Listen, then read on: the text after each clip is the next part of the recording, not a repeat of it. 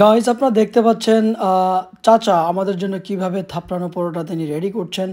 তো আমরা আসলে গিয়েছিলাম আমার বন্ধুর বাসায়। আমার বন্ধুর বাসায় চাচা এবং চাচি তারা নিজেরা অ্যারেঞ্জ করে নিজেদের হাতে আমাদের জন্য অনেক মজার মজার খাবার রান্না করেছেন। আমার প্রিয় চাচা তিনি যখন পরোটাটি থাপড়ানো পরোটাটি রেডি করেছিলেন এবং ভেজেছিলেন, আমরা সবাই অনেক এনজয় করেছি এবং ফান করেছি। তো চাচা পরোটাটি রেডি করার পূর্বে ডোটি তিনি ৭ থেকে ৮ ঘন্টা আগেই রেডি করে রেখেছিলেন।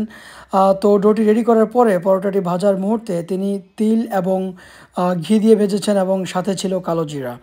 তো এক কথায় বলা যায় যে পরোটাটি ছিল অসাধারণ এবং পরোটাটি ভাজা যখন শেষ হয়ে গিয়েছে তখন চাচা এটিকে স্কুইজ করে এমনভাবে থাপড়িয়েছিলেন।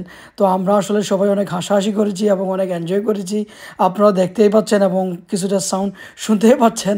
আমারও এখনও হাসি পাচ্ছে চাচা যেভাবে এটিকে থাপড়িয়েছেন এবং এই জন্যই এটির নাম হচ্ছে থাপড়ানো পরোটা।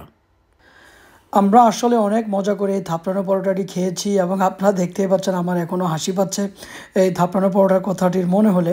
তো চাচা এমনভাবে এটিকে থাপড়িয়েছেন এটি আসলে মনে রাখার মতো এবং আমরা সবাই খুব এনজয় করেছি। তো আসলে চাচা অনেক কষ্ট করে আমাদের জন্য এই থাপড়ানো পরোটাটি রেডি করেছেন এবং চাচা সালাদ বানিয়েছেন। তো আপনাদেরকে জানিয়ে রাখছি এই পরোটাটি আমরা তার দিন একদিন পরেও আমরা খেয়েছি, বাসায় নিয়ে এসেছি এবং এটির টেস্ট এবং ফ্লেভার সেম ছিল।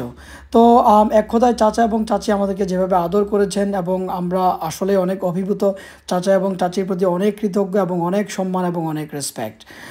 এবং চাচি বিশেষ করে যেহেতু তারা ঢাকার অরিজিনাল মগবাজারের, তো তাদের মগবাজার বা ঢাকার অরিজিনাল যে ট্রেডিশনাল স্টাইলে রান্না করেছেন, বিশেষ করে চিকেন কোরমা, করলা ভাজি, মাছ ভাজি এবং ডাল সহ অন্যান্য অনেকগুলো আইটেম ছিল। তো সবগুলো খাবার আসলে এক কথায় অসাধারণ হয়েছে এবং আমরা অনেক এনজয় করে এবং উপভোগ করে খেয়েছি। আমরা ভুলেই গিয়েছিলাম যে আমরা বোধহয় কোথাও বেড়াতে গিয়েছি। আমাদের কাছে মনে হয়েছে যে আমার বন্ধুর বাসায় যাইনি, মনে হয়েছে যে চাচা এবং চাচির বাসায় গিয়েছি এবং নিজের ফ্যামিলির মতো বাসার মতো করে আমাদেরকে অনেক আদর আপ্যায়ন করে তারা খাইয়েছেন। এটি আসলে আমাদের সারা জীবন মনে থাকবে এবং চাচা এবং চাচির জন্য অনেক অনেক দোয়া এবং শ্রদ্ধা এবং অনেক অনেক ভালোবাসা। তো প্রিয় বন্ধুরা, আমরা আসলে এভাবে এনজয় করেছি এবং উপভোগ করেছি। বিশেষ করে থাপড়ানো পরোটাটা এটি ছিল একটি এক্সক্লুসিভ ডিশ। চাচা আমাদের সামনে এটি বানিয়েছেন এবং চাচা অবশ্য খুব মজার একটি সালাদও বানিয়েছেন। সালাদটি অনেক মুখরোচক ছিল এবং আমরা খুব এনজয় করে সালাদটি আমরা খেয়েছি এবং মিষ্টিটিও চাচা এবং চাচি দুজনে মিলে বানিয়েছেন। আজ এ পর্যন্ত।